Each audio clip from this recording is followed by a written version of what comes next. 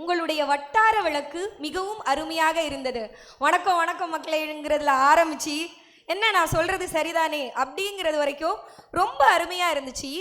நீங்க உங்களுடைய வீடியோக்கள்ல பனைமரம் என்னுடைய தெய்வம் அப்படின்னு சொல்றீங்களே, அதற்கு என்ன காரணம்? பனைமரம் தெய்வம்னா நம்மளுக்கு சாப்பாடு போடுறது அதானே நான் சொல்றேன். என்னது எவ்வளோ படித்தாலும் காசு சம்பாதிக்கலாம், நிம்மதி சம்பாதிக்க முடியுமா?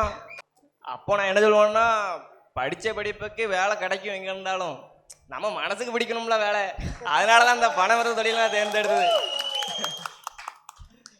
இனி வரக்கூடிய காலங்களில் பனைமரத்தை பாதுகாக்கிறதுக்கு என்ன பண்ணலாம்னு நினைக்கிறீங்க? உங்களுடைய சஜஷன்.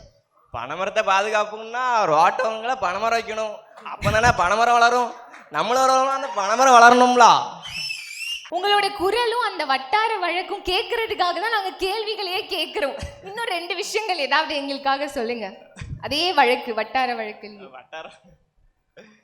அந்த காலங்களில் நம்ம வீட்டுகளெல்லாம் என்ன செய்வாங்கன்னா பயணி குடிப்பாங்க.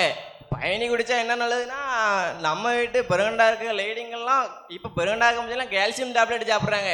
ஆமாவா இல்லையா? ஆமாண்ணா.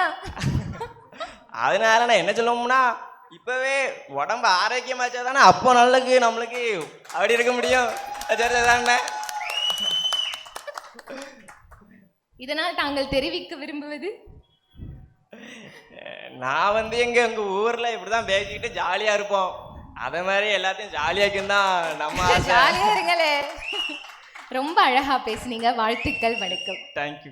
தமிழாவா, தமிழை டிஜிட்டல் யுகத்தில் மரபுகள் பாடிக்கொண்டே வா, விருதுகள் வாங்கி செல்ல